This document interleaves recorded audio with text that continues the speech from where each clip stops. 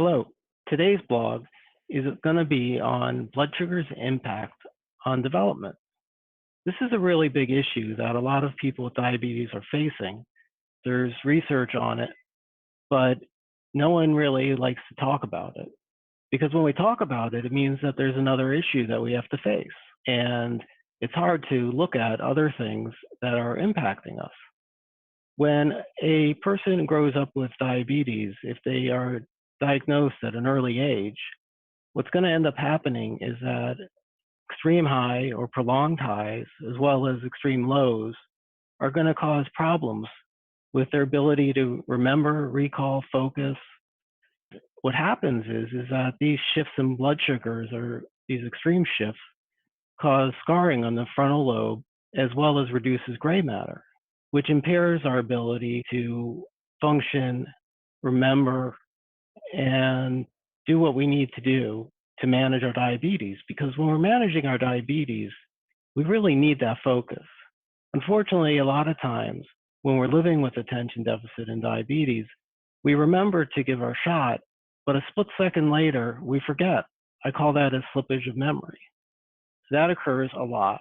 And a lot of my clients have that issue and have talked about it.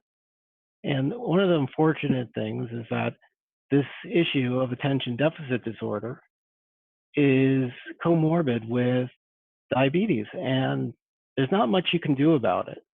Improving blood sugars while growing up helps. If you've already gone through your childhood and you're now an adult, there's not much you can do about it, but medications do help. Even though it's a physical reason why you are having problems with your memory, recall, and focusing on things, the medications for attention deficit work really well. And they may not resolve all of the issues, because a lot of issues with diabetes due to loss of things really need to be talked through. And that's where therapy helps. But it's important to take a look, see how your memory is doing. And yes, sometimes high blood sugars, sometimes all the time, high blood sugars will cause problems in this area. That's what makes it so difficult to figure out. Is it the diabetes, or does it have to do with this other issue that's comorbid with diabetes?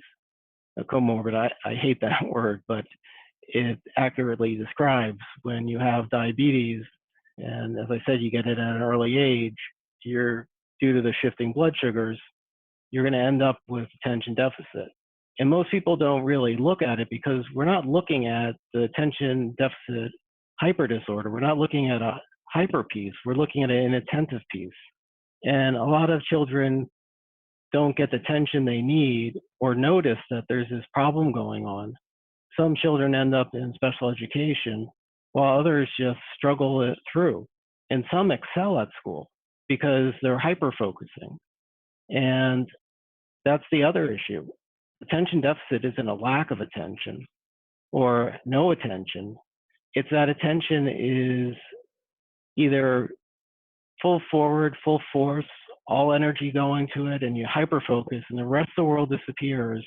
As, let's say, you're reading a book you love, and the next thing you know, it's 12 hours later, you finished the book, but you didn't eat and you didn't drink, and you just been sitting there reading this book. Now, that's an extreme example, but that is hyper focus, and that can cause a lot of problems. You may miss appointments, you may get to work late. It causes problems in multiple areas, but the biggest problem is the area it causes in managing diabetes. It reduces our ability to manage properly, because when we have a slippage of thought, basically you remember to give your insulin, but then a split second later, you've already forgotten. And it's not till like a half hour that you remember you're just about to finish eating, but then it's gone again. And so like it takes an hour, it could take an hour or even 2 hours to get that insulin into you. And by then you're already on this roller coaster. And that's a big problem. Now, the medications do help reduce this. I mean, everybody is forgetful to one degree or another, but it's important to get this checked out if you're living with diabetes. If you're struggling and you're struggling in the area of recall, remembering this slippage of mind, problems focusing, or if you believe you're living with it and diabetes, please feel free to reach out and give me a call.